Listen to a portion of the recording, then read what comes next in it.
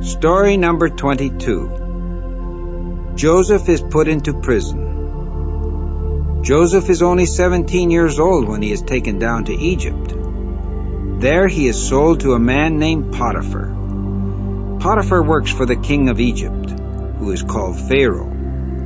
Joseph works hard for his master Potiphar. So when Joseph grows older, Potiphar puts him in charge of his whole house. Why then is Joseph here in prison? It is because of Potiphar's wife. Joseph grows up to be a very good-looking man, and Potiphar's wife wants him to lie down with her. But Joseph knows this is wrong and he won't do it. Potiphar's wife is very angry. So when her husband comes home, she lies to him and says, "That bad Joseph tried to lie down with me." Potiphar believes his wife, and he is very angry with Joseph. So he has him thrown into prison. The man in charge of the prison soon sees that Joseph is a good man. So he puts him in charge of all the other prisoners. Later, Pharaoh becomes angry with his cupbearer and his baker and puts them into prison. One night, they each have a special dream, but they do not know the meaning of their dreams. The next day, Joseph says, "Tell me your dreams." And when they do, Joseph, with God's help, explains the meaning of their dreams. To the cupbearer, Joseph says, "In 3 days you will be let out of prison, and you will become Pharaoh's cupbearer again." So Joseph adds, "When you get out, tell Pharaoh about me, and help me to get out of this place." But to the baker, Joseph says, "In just 3 days Pharaoh will have your head cut off." In 3 days it happens just as Joseph said. Pharaoh has the baker's head cut off. The cupbearer, though, is let out of prison and begins to serve the king again. But the cupbearer forgets all about Joseph. He does not tell Pharaoh about him, and Joseph has to stay in prison. Story number 23. Pharaoh's Dreams. 2 years pass, and Joseph is still in prison. The cupbearer has not remembered him. Then one night Pharaoh has 2 very special dreams, and he wonders what they mean. Do you see him sleeping there? The next morning Pharaoh calls his wise men and tells them the things that he has dreamed. But they are not able to tell him the meaning of his dreams. Now the cupbearer at last remembers Joseph. He says to Pharaoh, "When I was in prison, there was a man there who could tell the meaning of dreams." Pharaoh has Joseph brought out of prison right away. Pharaoh tells Joseph his dreams. "I saw 7 fat, beautiful cows. Then I saw 7 very thin and bony cows. And the thin ones ate up the fat cows. In my second dream, I saw 7 heads of full, ripe grain growing on one stalk. Then I saw 7 thin, dried-out heads of grain. And the thin heads of grain began to swallow up the 7 good heads of grain." Joseph says to Pharaoh, "The 2 dreams mean the same thing. The 7 fat cows and the 7 full heads of grain mean 7 years. And the 7 thin cows and the 7 thin heads of grain mean 7 more years.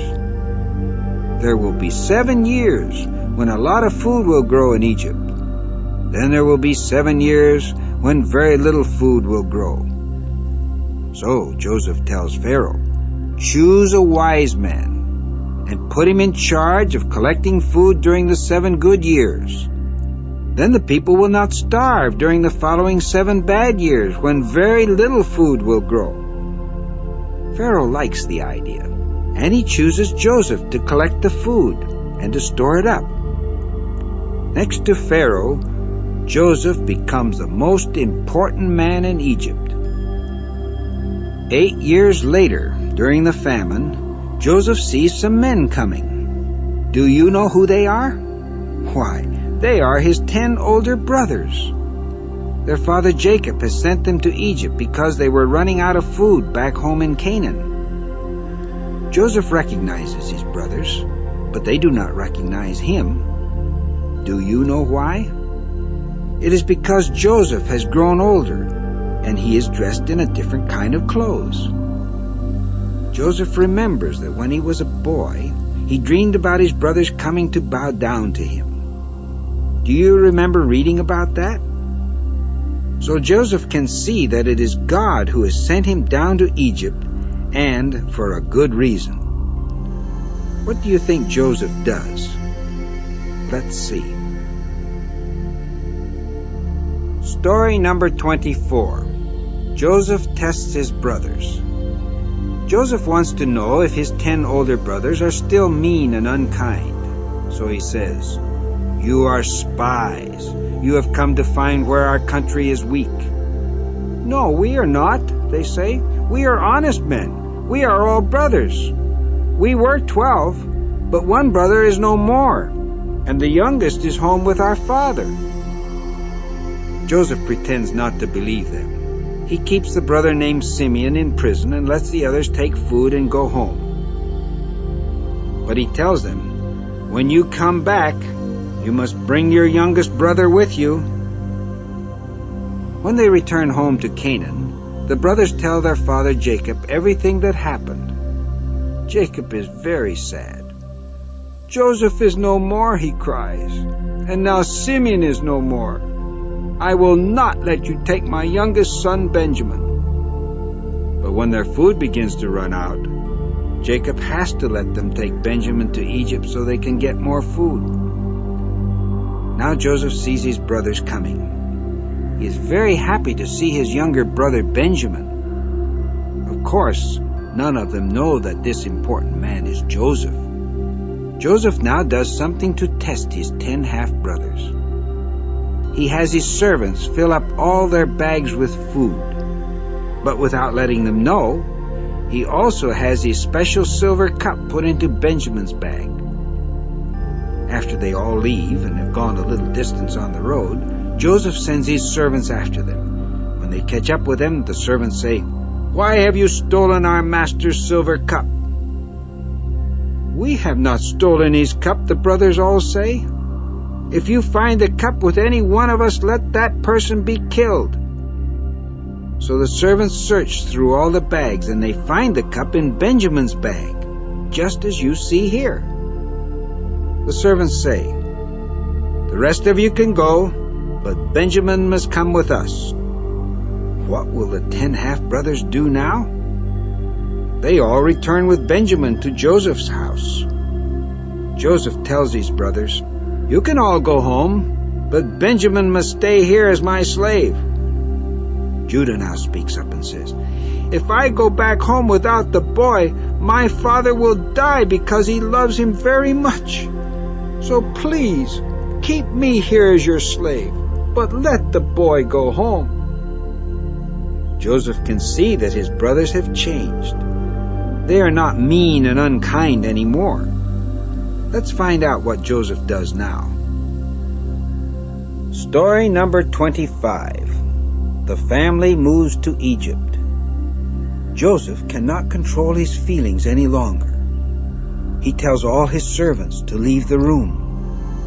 When he is alone with his brothers, Joseph begins to cry. We can imagine how surprised his brothers are, because they do not know why he is crying. Finally he says, "I am Joseph. Is my father still alive?" His brothers are so surprised that they can't speak. They are afraid.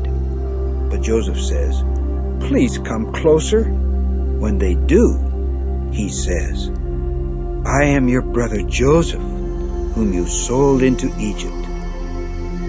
Joseph continues to speak in a kind way. "Do not blame yourselves because you sold me here.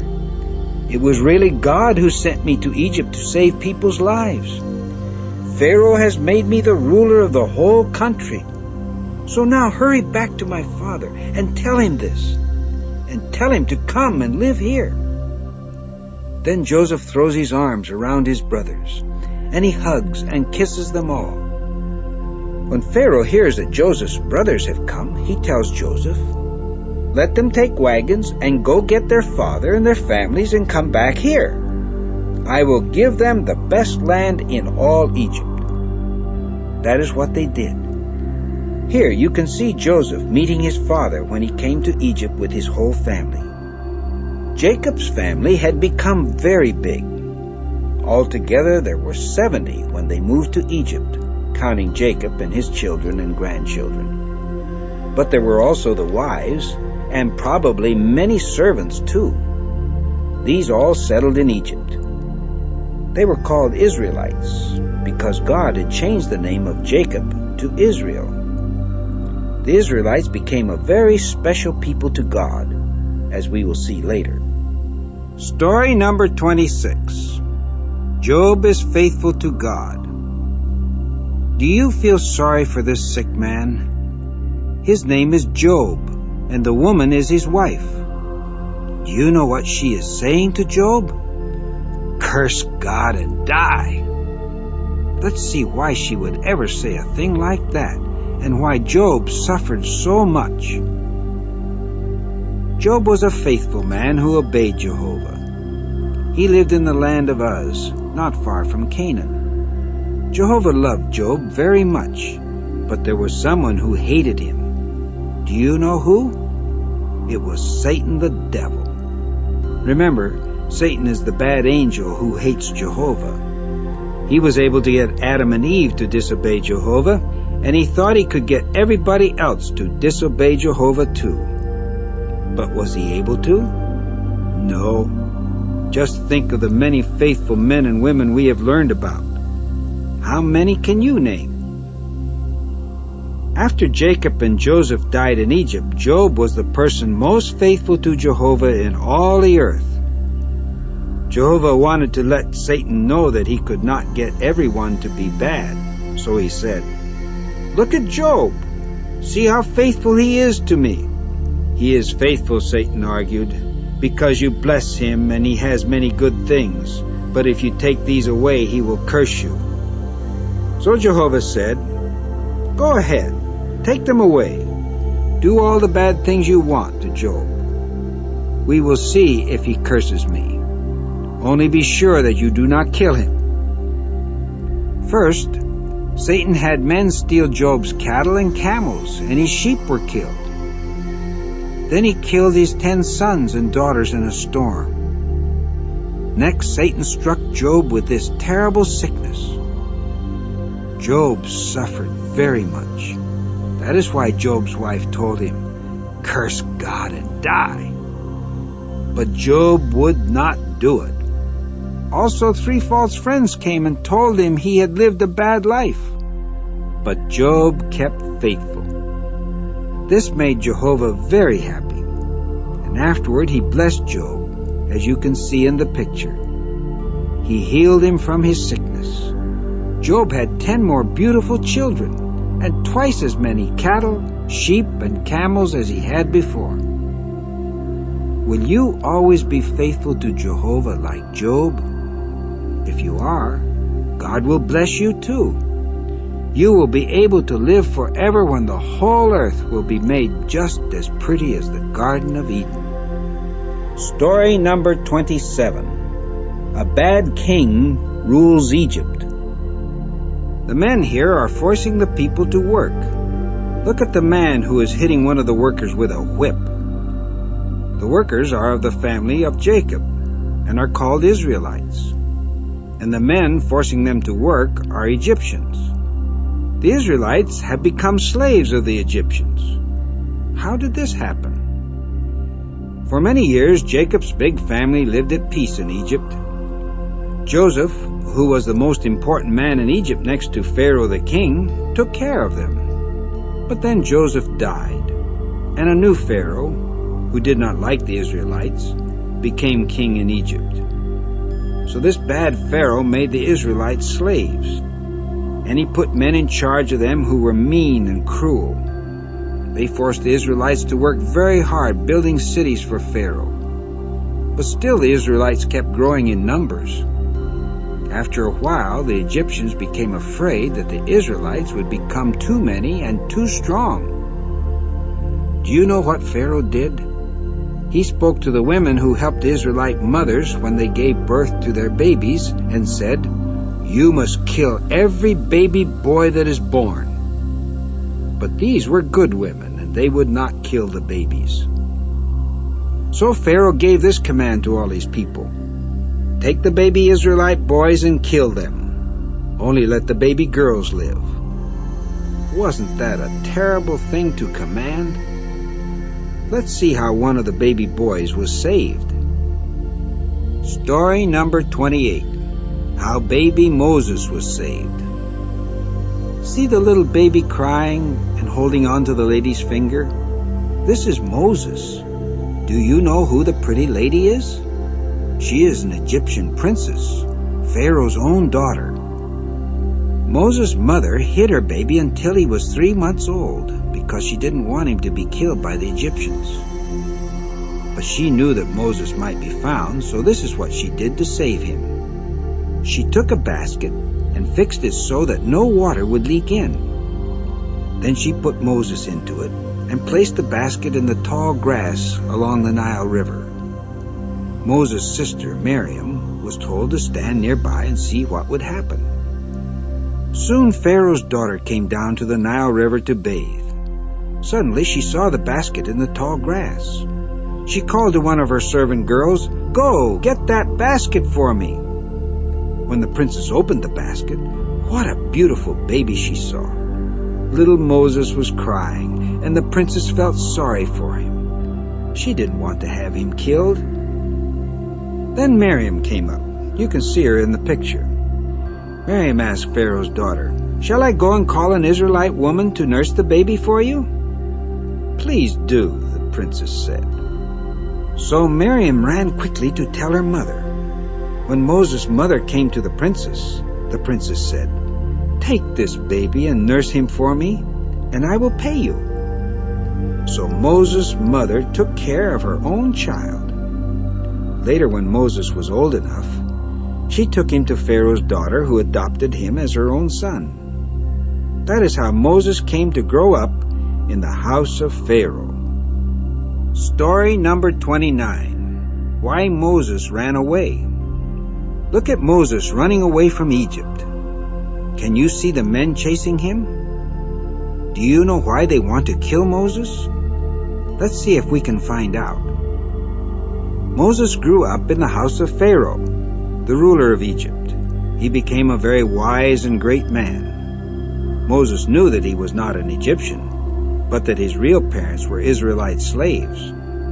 One day, when he was 40 years old, Moses decided to go to see how his people were getting along. It was terrible how they were being treated.